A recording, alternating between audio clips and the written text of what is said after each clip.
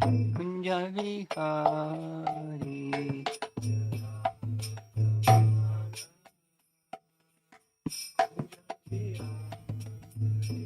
Jaya Radha Madhava Kunja Vihari.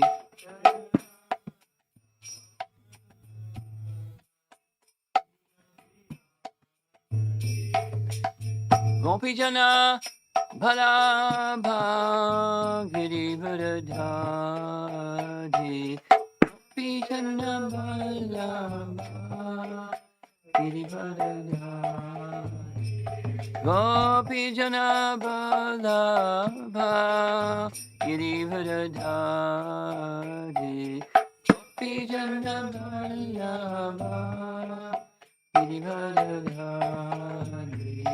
Jasodanandana Brajajanaranjana.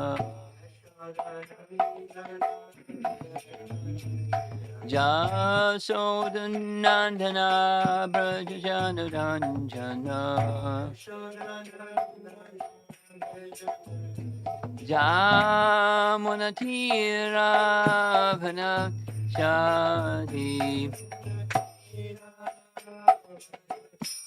Jamunatiravana Shadi. Jaya Radha Madhava Punjabi Hari. Madhava Jaya Radha Madhava Punjabi Hari. Madhava Punjabi Jayom Vishnupad Paramahamsa Harividagacharya Astatarasatasi Simad His Divine Grace A.C. Bhaktivedanta Swami Shri Prabhupada Ki Ananta Koti Vaishnavrinda Ki Gora Premanandi.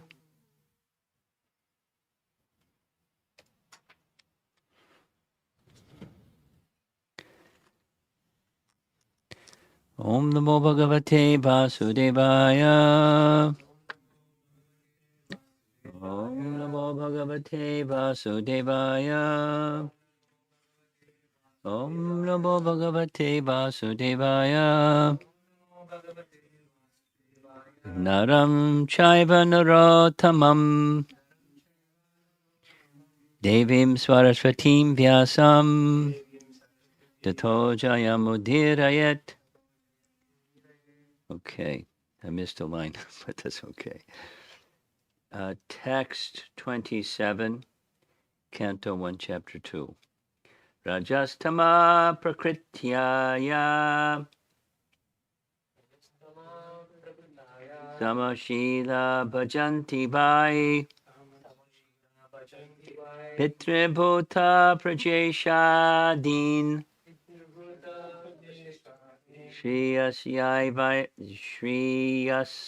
Shriyaisvarya Prajapsavaha Rajastama Prakrityaya Samashila Bhajanti Vai Pitrabhota Prajesha Shriyaishwarya Prajapsavaha. Those who are in the mode of passion and ignorance worship the forefathers, other living beings, and the demigods who are in charge of the cosmic activities, for they are urged by a desire to be materially benefited with women, wealth, power, and progeny. Purport: there is no need to worship demigods of whatsoever category if one is serious about going back to Godhead. In the Bhagavad Gita 7:20 and 7:23, it is clearly said that those who are mad after material enjoyment approach the different demigods for temporary benefits which are meant for man with a poor fund of knowledge. We should never desire to increase the depth of material enjoyment. Material enjoyment should be accepted only up to the point of the bare necessities of life and not more or less than that. To accept more material enjoyment means to bind oneself more and more to the miseries of material existence, more wealth, more women, and false aristocracy are some of the demands of the materially disposed man because he has no information of the benefit derived from Vishnu worship. By Vishnu worship, one can derive benefit in this life as well as in the life after death. Forgetting these principles, foolish people who are after more wealth, more wives, and more children worship various demigods. The aim of life is to end the miseries of life and not to increase them. Okay. For material enjoyment, there is no need to approach the demigods. For material enjoyment, there is no need to approach the demigods. The demigods are but servants of the Lord. As such, they are duty-bound to supply necessities of life in the form of water, light, air, etc. In italics. One should work hard and worship the Supreme Lord by the fruits of one's hard labor for existence, and that should be the motto of life. One should be careful to execute occupational service with faith in God in the proper way, and that will lead one gradually on the progressive march back to Godhead. Final paragraph. Lord Sri Krishna, when he was personally present at Brajadam, stopped the worship of the demigod Indra and advised the residents of Braja to worship by their business and to have faith in God. Worshipping the multi-demigods for material gain is practically a perversity of religion. This sort of religious activity has been condemned in the very beginning of the Bhagavatam as Kaitava Dharma. There's only one religion in the world to be followed by one and all, and that is the Bhagavat Dharma, or the religion which teaches one to worship the Supreme Personality Godhead and no one else.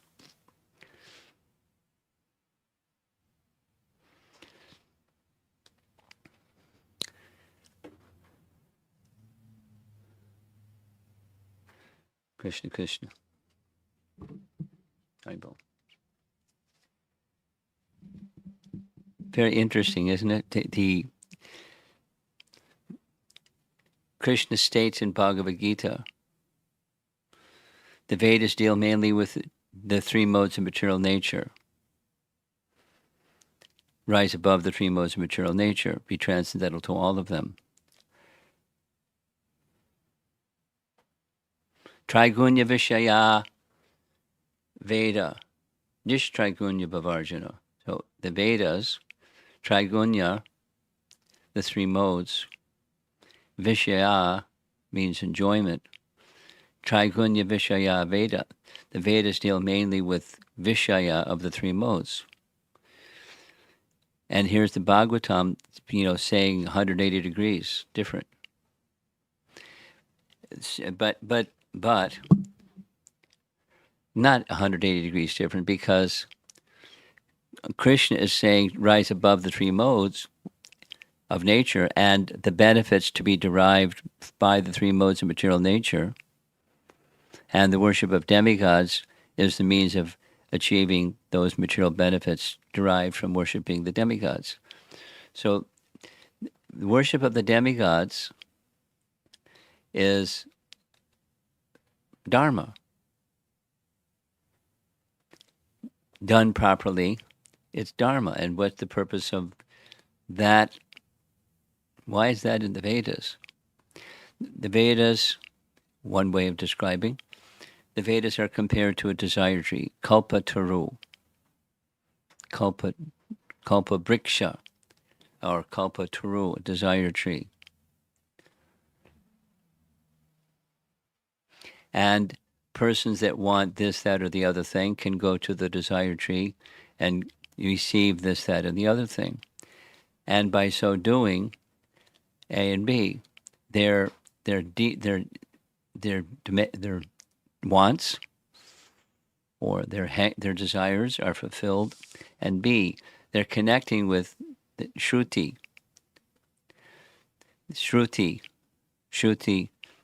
Pramana, or Shruti Shabda, the sound manifestation of the personality of Godhead. The sound manifestation of the personality of Godhead is not different than the personality of Godhead. And it's a feature that's very merciful. As the personality of Godhead is merciful, the sound vibration is mercifully bestowing what people want. And there's bondage for the persons who want, even they go to the Vedas to get what they want. There's involvement in the modes of material nature. It's a desire that becomes elevated by contact with the Vedic practice or Vedic procedure or the Brahmanas. In other words, gradually, the elevation through the modes and elevation towards, gradually towards the purpose of the Vedas, because the purpose of the Vedas is within everything. And the purpose of the Vedas, that Shabda, sound vibration, Shabda Brahma, Vedic sound, is Brahman. It's within that sound. Indirect, yes, but contact with Shabda transcendence, the manifestation of the Supreme Lord through sound. So it's a slow process of gradual elevation, but it's elevation, and an elevation that leads to the purpose of the Vedas, to know Krishna. So while that's a major, something like 90% plus portion of the Vedas deal with the worship of demigods, the presiding personalities of the necessities of life. They are empowered to regulate those things and dispense those things. I mentioned this yesterday, but Bhaktivinoda Thakur calls them gift-giving demigods. And the verse, each of the purports in this verse and the verse itself are recommending not going to those demigods for those material necessities. If we don't go to the demigods for material necessities and you remain dharmic, then what do? Bhagavad Dharma. Supposing people don't know about Bhagavad Dharma, then they have this other multiplicity of dharmas. There's a nice discussion in Bhagavad Gita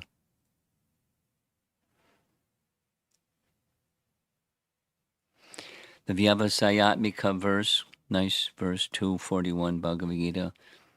Vyavasayatmika Bodhir Ekeha Krodanandana. Eka. Singular, one. Eka. And those who are on the spiritual path guided by buddhi or spiritual intelligence, they do one thing. They worship the personality of Godhead. And those that don't worship the personality of Godhead, or as it's indicated here, Vishnu worship, then they worship Bahushaka. They have many places to go to worship because they have many desires. And their intelligence is splayed as opposed to focused. And that, material life is complex and spiritual life is simple. As stated in the purport, that the demigods, they're obliged to provide. So one need not go to the demigods, please provide this, please provide that, because they will.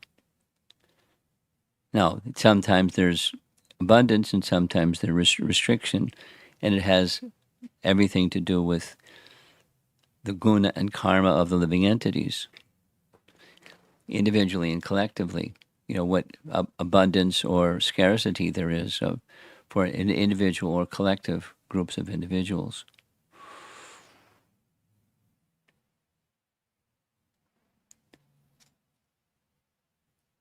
through the agency, the demigods work through the agency of Prakriti. That is to say, sometimes there's sufficient rain, sometimes there's insufficient rain, sometimes there's too much rain, sometimes there's sufficient wind, and sometimes there's too much wind. So the supply comes from the controlling agents. The controlling agents are dispensing according to their mandate, recognizing the karma, the behavior, the choices of conduct. And people who are religious, it's true that they may prosper.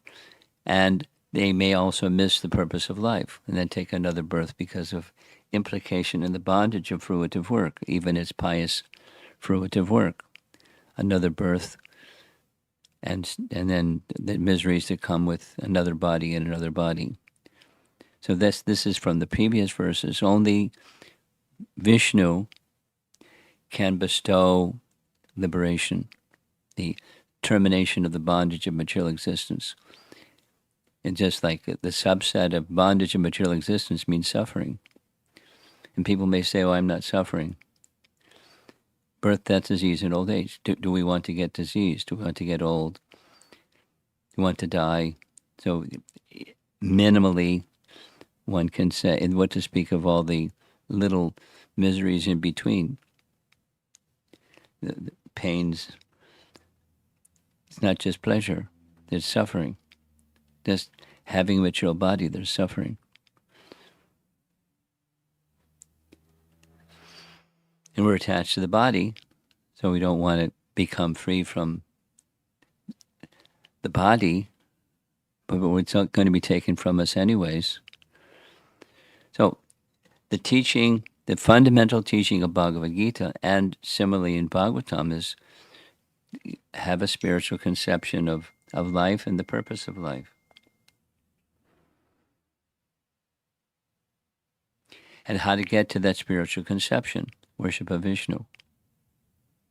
How to sustain the bodily conception, worship of the demigods. Supposing there's no worship, that's another thing. That's total ignorance. Human life, over and over, Prabhupada would say, any place in the world where there is human life beginning with the regulations of accepting of Varnashram Dharma, there's some sense of a higher power. They worship something.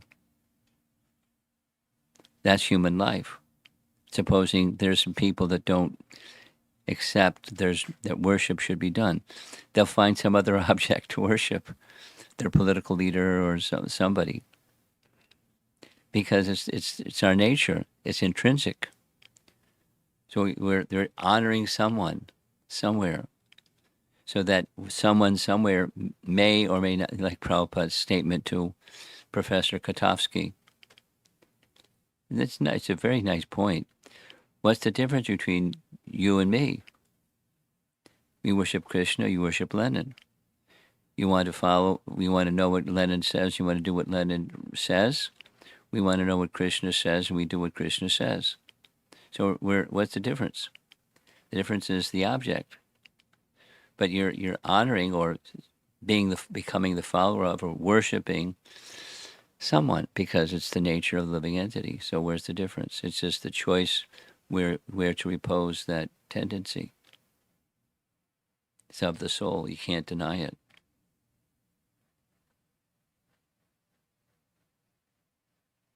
And that's what. So the Bhagavatam is the consequence of Vyasadeva feeling dissatisfied with compiling, dividing in a written form all the Vedas in its different divisions of 1, 2, 3, 4 Vedas, and then the Itihasas and Puranas, etc., Vedanta Sutra. Still not satisfied. So here we're getting the picture. It's not just Krishna's pastimes, but the significance of Vishnu worship. And, it's strong. It's strong medicine.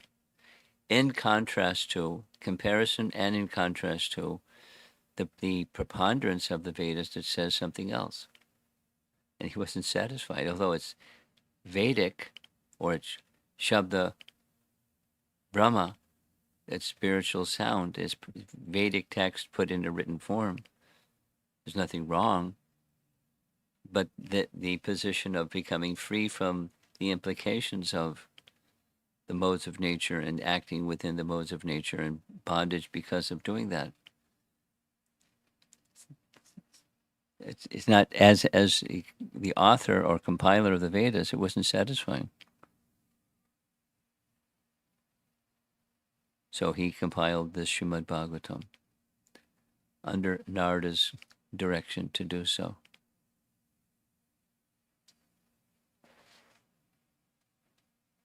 I'll read the verse again.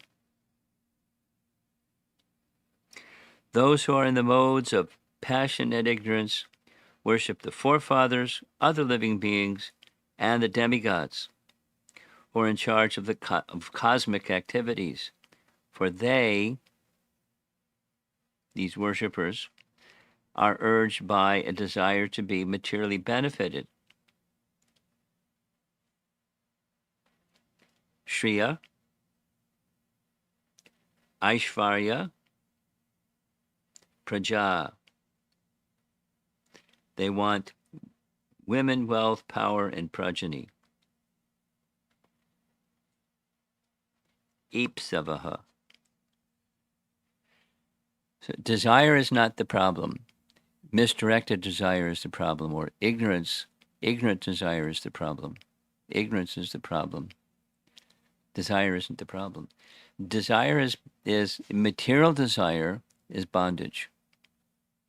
So material desire is unwanted, but you can't become, just this morning, half an hour Prabhupada was speaking about you can't become desireless because it's of the soul. You can't stop the soul. Desire less in the material meaning of an anesthetized desire, you become a stone. But if you're a living being, since we are living beings, there's desire. So desire has to be purified, not killed or stopped, because you can't. The soul can't be killed. Desire can't be killed. It's an illusion. So purified desire. So that's what's being the message here. Material desires. To read there's 3 paragraphs.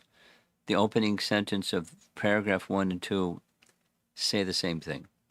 There is no need to worship demigods of whatsoever category if one is serious about going back to Godhead. Next, for material enjoyment, there is no need to approach the demigods. Now, the Vedas advocate approaching the demigods. But so the meaning is not trash the Vedas, but there's no need for involvement in the 3 modes, same as Krishna said to Arjuna. Trigunya Vishaya. Vishaya means sense enjoyment. Trigunya Vishaya Veda. Nishtrigunya Bhavarjana. Same message.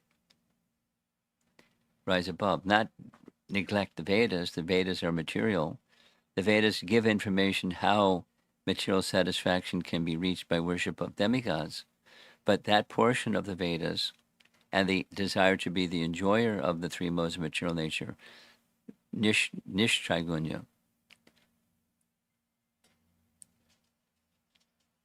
rise above. Not rise above means 0. Rise above means purified desire.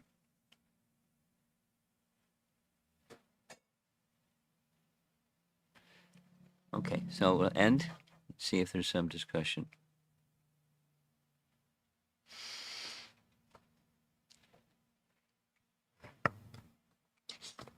Hare Krishna, Guru Maharaj, thank you very much for the class. We know that Lord Indra in the Yeah, purport, mentioned in the purport, right? was not very happy when they stopped the worship. Yeah. That means we can see the demigod, they want to act in revenge. But as long as Krishna is concerned, we have done so many millions of birth of wrongdoing, but he always give us a chance But to he come back. always what? Give us a chance Oh. to come back to him. Mm. Can you comment on that? How Krishna is merciful compared to demigod, and then the demigod, if you make a mistake, they will punish you in somehow or other.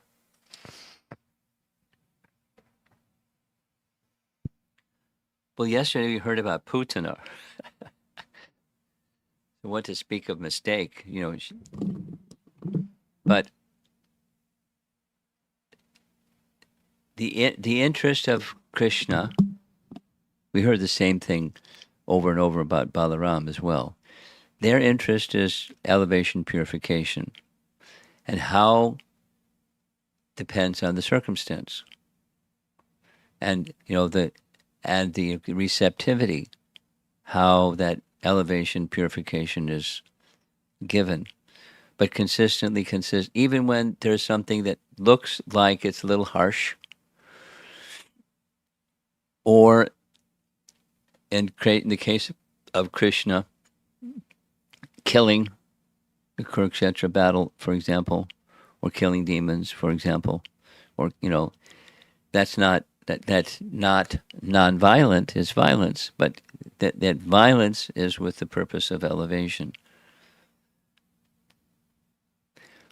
In contrast, when the demigods, they're not always in the get back mood, but when they're in the get back mood, it's not for elevation. It's asserting their superiority. Oh yeah, I'll show you.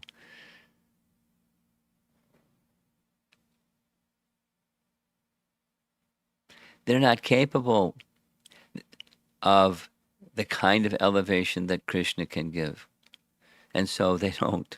They can't give it. They can give or restrict gifts. That's what they have that capacity.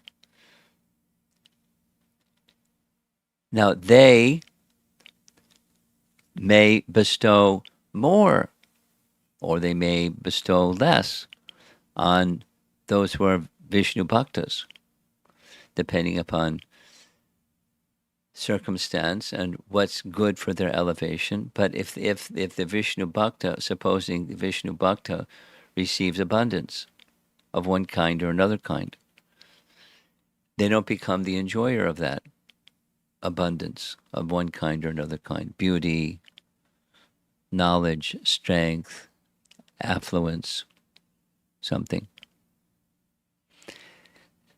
They recognize where it's come from, and they Vishnu Bhaktas want to use that in Krishna service. So that's part of the response to your question. When Krishna gives, he gives that which is not going to entangle, but that which is going to uplift.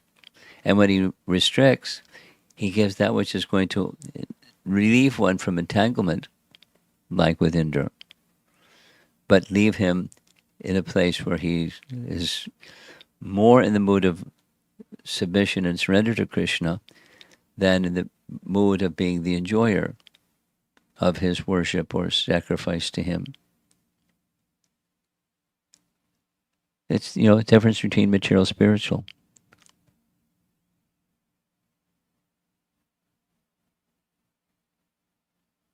Anything else?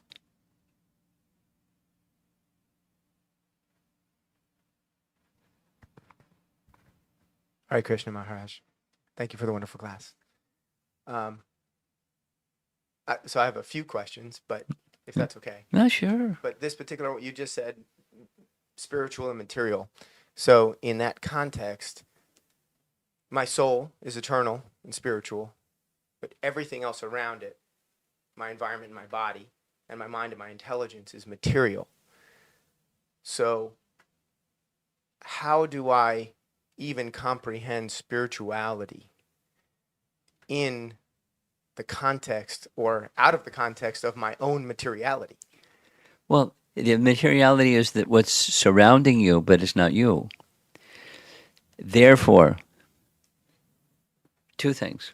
Therefore, the very first instruction or lesson is you're not that material. You're not that which is surrounding you, the mind, intelligence, ego, and body and stuff, and which its senses are in contact with. It's not you or yours. That's the starting point. And then next, having, to whatever degree one can understand that, maybe, lesser, maybe greater, but whatever degree one can understand that, then what? You engage those things in Krishna service. That's bhakti. It's but the I don't know much Sanskrit, but a little bit that I know, the root word for bhakti is bhaj, Bhaj. There's a rule in Sanskrit that's dhatu, or the root. And the root is bhaj, and bhaj means service. Service means the senses, sense objects, that, using, back to your question, that stuff that's surrounding you, the materialism that's surrounding you, that can be utilized in service through the very root meaning of bhakti. Rishikena Rishikesha Sevanam. You use your senses and the objects of the senses in the service of the master of the senses. Because, although they're material, their source is Krishna. So let me recognize it's not separate from Krishna stuff, like this little system that we're using right now, this TV screen and the microphone and computer and camera, and it's all material. Like the body and the mind and the intelligence, it's all material. We can utilize that in the asha, or the desire that has become purified to the point where, or becomes purified by desiring to serve Krishna. So then we can use the body, the mind, and material in Krishna's service because it ultimately has a spiritual origin. It's a philosophical fact, and then there's the practical experience or way of realizing the philosophical fact. That is by the medium of devotional service. So while we're using the computer and the TV screen and the microphone, we may not be consciously thinking, some persons may, but for most of us, we're not consciously thinking, this is Krishna's energy, let me engage it in Krishna's service. And thereby I'm going to realize that Krishna's presence in the microphone or my body and mind, Krishna's presence. Nonetheless, there may be an understanding or recognition or not, the medium of devotional service acts anyways. And so the medium that acts anyways is purification.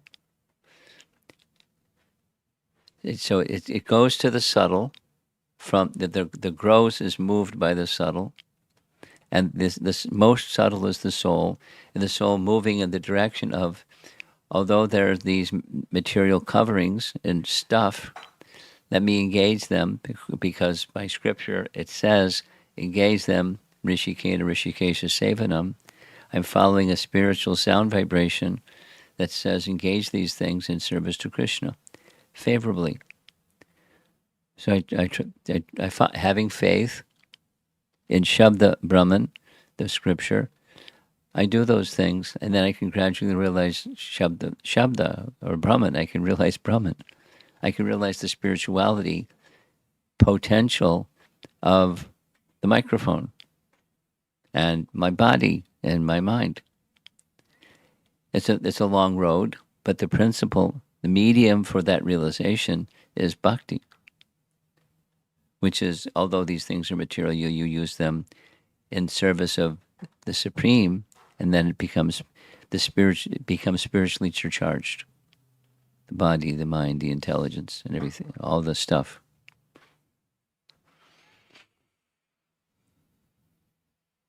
That's a principle. And it's easy to say it, and then does it work? It works. It may be gradual. It is gradual for most people. It's gradual. And it's gradual because we're attached to ignorance, which is the cause of our suffering. We're not attached to the suffering, we're attached to the cause of our suffering. So we suffer and don't realize the truth. Your other question. Yeah, so along those lines, or continuing down that path, there's love, there's desire for love,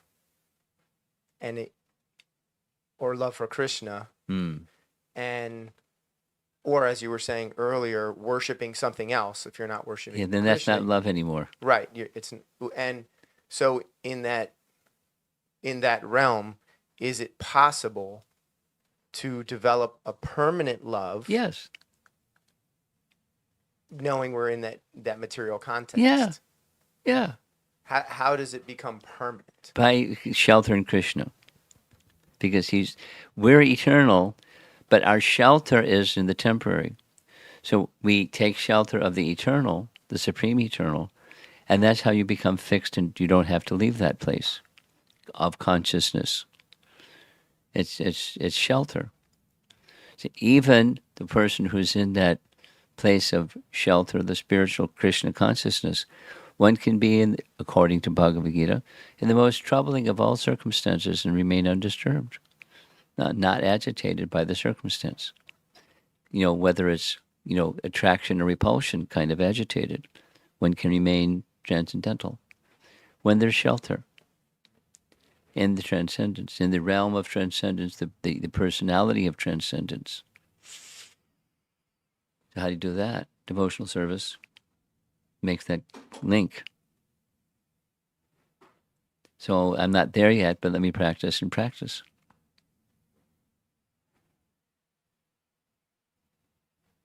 Thank you. You had a third one? No, that's it. That's okay for now. Okay. Thank you. Anyone else?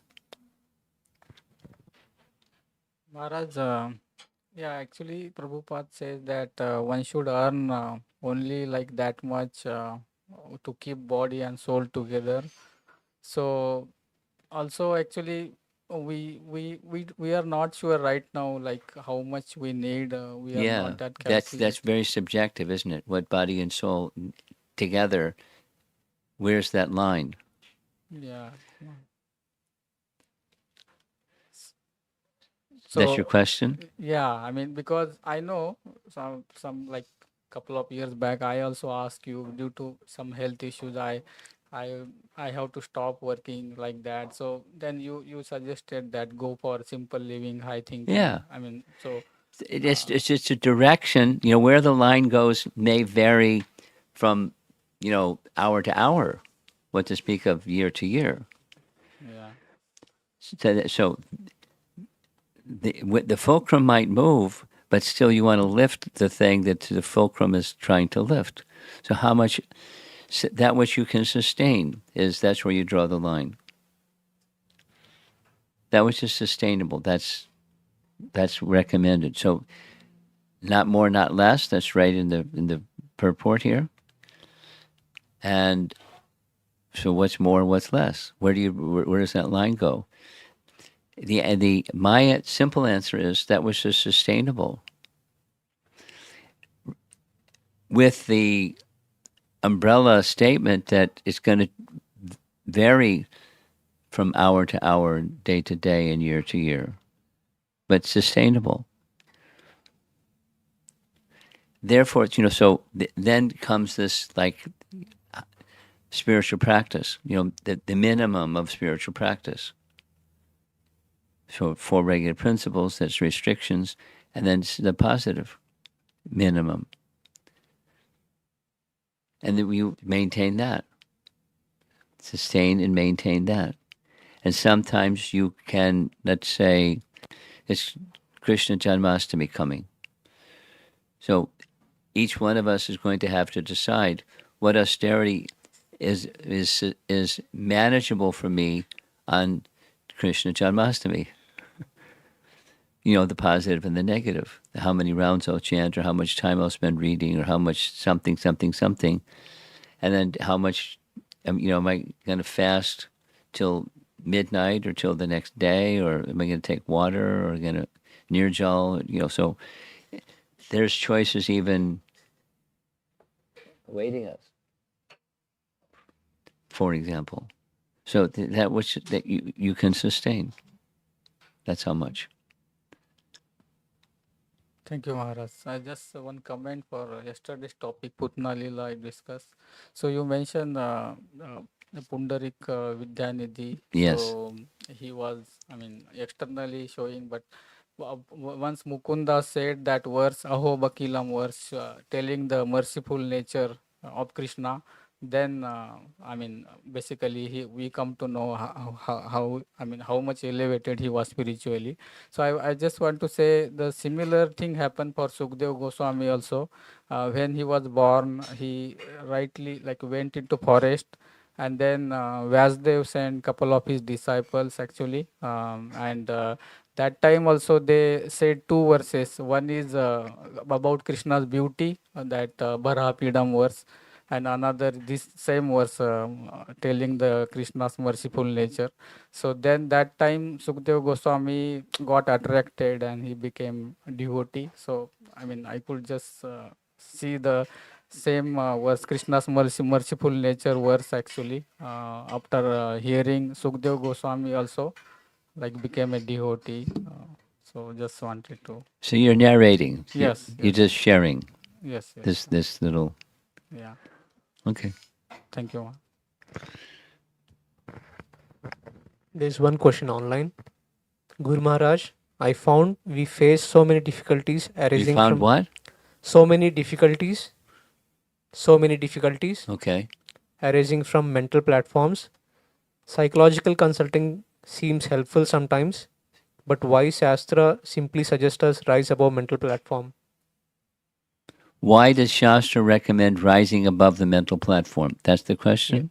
Because it's not who we are. You can struggle on the platform of who you aren't and thinking that's who you are. It doesn't mean abandon the mind, like trash it. It's just don't place such value and identify with it. You have to manage it. We manage problems. We don't ignore them. Supposing you got a pain, you can tolerate, up to a certain point, but you manage the difficulty. And the mind is one of the sources of difficulty. You have to manage it. But then one of the best ways to manage it is directed towards transcendence, directed towards Krishna, directed towards that which is through sound is the best way to regulate the subtle mind. So it becomes controlled by sound. So supposing somebody has I know some people that have troubled minds. We probably all know people that have troubled mind. To the degree that they can take shelter of transcendence, fantastic. And then to the degree that they continue to be troubled, then some persons can help them how to manage the troubled mind. Here's an example. Someone, their spouse recently died. And, grief is a natural consequence of loss of someone very dear to you that you've been with for so many, many years, and they're gone. The soul is gone, and the association on that platform is gone. So grieving may, there are positive things one can do to assist moving forward in the direction of life rather than dwelling on what's not there anymore. But there may be some value in how to manage those negative emotions of feeling separation or loss, grieving for a departed loved one. So there's the moving in the transcendental and managing the temporary. For those in the intermediate stage, and those are the very advanced and elevated stage, the management effort shrinks because they're situated elsewhere in higher consciousness. Not just in denial of, but in higher consciousness.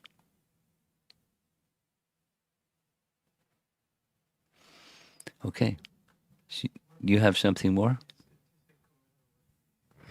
Maharaj, we said, even Prabhupada said that if, like, for example, if somebody want to give a big donation, like let's say $1 million, maybe like a impersonalist will not take that money, but Prabhupada would gladly take it and further the project of Krishna consciousness to attract more people. Meaning, even this donation can be used in a good cause. In a good cause? Yes, for a good cause. Cause? Is that the word you're using? Cause? Yeah, for a good cause. Good cause. Okay. So you're making a statement also, not so much a question. Just using whatever is available in the service. And this you're responding to his question. Another. Yeah. Another angle on the same topic. Do you find that there's two forms of a couple forms of questions that you get very often? You get a lot of questions. Some are clarification of text, but do you find that a lot of the questions that we or even I'm asking are in essence part of my false ego trying to say, I'm asking these questions because the false ego really doesn't want me to go down this path. There's some disbelief in there. And so I'm going to ask these questions. Well, it depends. Does that make sense? What you're addressing is what's behind the question, like what's the intention behind the question. Yes. So, to what degree is it false ego? It all depends. Supposing I recognize I'm a covered living entity, and I want to stay covered. So I want to justify my being covered and feeling okay being covered. So is it okay to, to do like this? So that, that's, I'm looking for justification. But there's for such a person who asking that kind of justification question, there's a little light also. Like, I'm not explicitly acknowledging my coveredness or my attachment to false ego. Rather, I'm asking as if I want to get out, but I'm kind of attached because I don't really want to get out. But there's some light coming in. So, it's a question of degree, more or less. So if you rephrase your question, are the common question be asked more or less arising from false ego? They're more or less arising from misconception of self. But it may, generally speaking, but there may be someone who has a clearer idea of their spiritual identity, and they want to know the next step, not arising from false ego specifically. So it depends. Thank you. My answer. It depends. Srila Prabhupada ki jai.